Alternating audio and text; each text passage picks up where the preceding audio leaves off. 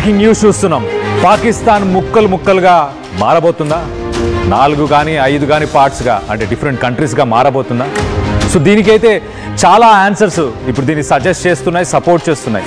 ఇప్పుడు రీసెంట్ టైమ్స్లో మనం చూస్తే మన డిఫెన్స్ మినిస్టర్ రాజ్నాథ్ సింగ్ ఆయన కూడా ఒక స్టేట్మెంట్ ఇచ్చారు.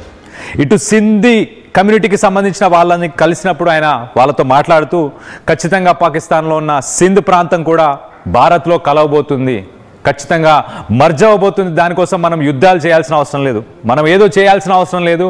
అసంతృప్తితోని ఆల్రెడీ అక్కడ సింధులో ఉన్న ప్రజలందరూ అసంతృప్తితో ఉన్నారు.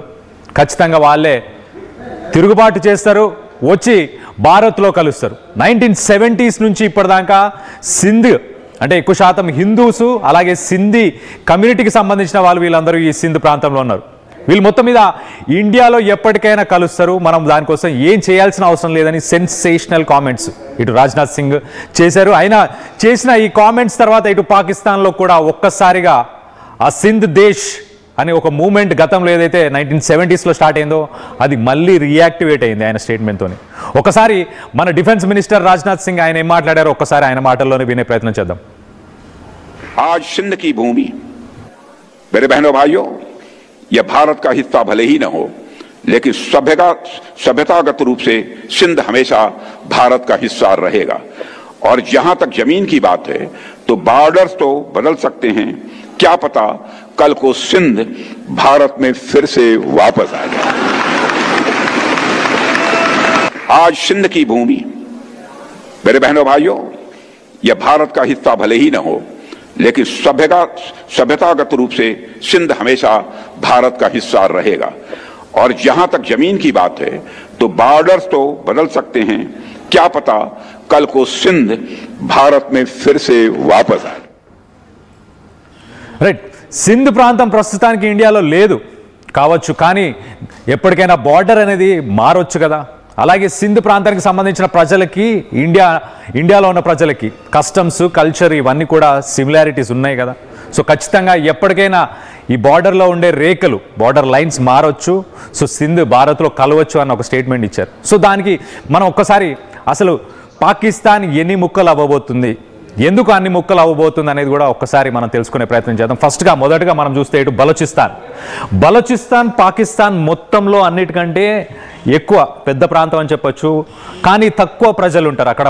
పాపులేషన్ చాలా తక్కువ మంది నివసిస్తారు. కానీ ఇక్కడ రిసోర్సెస్ పరంగా మనం చూస్తే ఇక్కడ natural gas, oil and gas ఇలాంటి మంచి రిసోర్సెస్ ఉన్నాయి. ఆ రిసోర్సెస్ అన్నిటినీ సెంట్రల్ గవర్నమెంట్ పాకిస్తాన్ వాడేసుకుంటుంది, కానీ వాళ్ళకు మాత్రం దానికి సంబంధించి ఆ రెవెన్యూని ఇక్కడ స్పెండ్ చేయట్లేదు. ఇక్కడ ఇన్ఫ్రాస్ట్రక్చరు, హాస్పిటల్స్ అలాంటి ఏమి స్పెండ్ చేయక ఉంటున్నారు. సో మొత్తానికి బలోచిస్తాన్ ప్రజలు మనందరికీ తెలుసు, గతంలో కూడా Balochistan liberation army BLA Pakistan మొత్తంలో ఎక్కువ స్ట్రెంగ్త్ ఉన్న ఒక మూవ్మెంటు, ఒక ప్రొటెస్ట్ చేస్తున్న ఒక ఆర్మీ అని చెప్పుకోవచ్చు బలోచిస్తాన్ లిబరేషన్ ఆర్మీ. వాళ్ళు చాలా యాక్టివ్గా పనిచేస్తారు. మనం గతంలో కూడా చూసాం, ఒక ట్రైన్ని హైజాక్ చేశారు. ట్రైన్ని హైజాక్ చేసి వాళ్ళ దాంట్లో పాకిస్తాన్ ఆర్మీకి సంబంధించిన వాళ్ళని చంపేయడం జరిగింది. సో అదంతా ఇక్కడ బలోచిస్తాన్లోనే జరిగింది. సో ఈ బలోచిస్తాన్ ప్రాంతాన్ని కేంద్ర ప్రభుత్వం పట్టించుకోవట్లేదు. అండ్ ఈ బలోచ్కి సంబంధించిన వాళ్ళందరూ కూడా మాకు సపరేట్గా ఒక కంట్రీ కావాలి అని వాళ్ళు కూడా ఒక మూవ్మెంట్ని ఎప్పటి నుంచో రన్ చేస్తున్నారు. సో మొత్తం మీద ఇది బలోచిస్తాన్ తర్వాత నెక్స్ట్ మనం చూస్తే ఇటు ఖైబర్ పఖ్తూన్ఖ్వా మనం ఒక్కసారి చూస్తే ఇక్కడ పష్తూన్స్ ఎక్కువ మంది ఉంటారు. పష్తూన్స్ అనంటే ఇటు పష్తూన్స్ ఎక్కువ మంది ఆఫ్ఘనిస్తాన్కి సంబంధించిన వాళ్ళు. TTP తెహరీకి తాలిబాన్ పాకిస్తాన్, TTPకి సంబంధించిన వాళ్ళు ఇక్కడ ఖైబర్ పఖ్తూన్ఖ్వాలో ఉంటారు. వీళ్ళందరూ ఇక్కడ చాలా గ్రామాలని ఇప్పుడు TTP డైరెక్ట్గానే రూల్ చేస్తుంది. అంటే కొన్ని గ్రామాలని ఇటు పాకిస్తాన్ పోలీస్కి సంబంధం లేకుండా వీళ్ళే రూల్ చేస్తున్నారు. వీళ్ళు సాఫ్ట్గా అక్కడ పవర్ని వీళ్ళు తీసుకోవాలని ప్రయత్నం చేస్తున్నారు. ఇంకొకటి ఏంటంటే, లేదంటే వీళ్ళందరినీ ఆఫ్ఘనిస్తాన్లో కలపమని, ఆ గ్రామాలని ఆఫ్ఘనిస్తాన్లో కలపమని వాళ్ళు కోరుతున్నారు. సో ఇది ఖైబర్ పఖ్తూన్ఖ్వాకి సంబంధించి ఇక్కడ ఎక్కువ శాతం TTP అలాగే ఆఫ్ఘనిస్తాన్స్ బార్డర్ నుంచి వచ్చి ఆఫ్ఘనిస్తాన్స్ ఉంటారు. సో దీని తర్వాత మనం ఒక్కసారి చూస్తే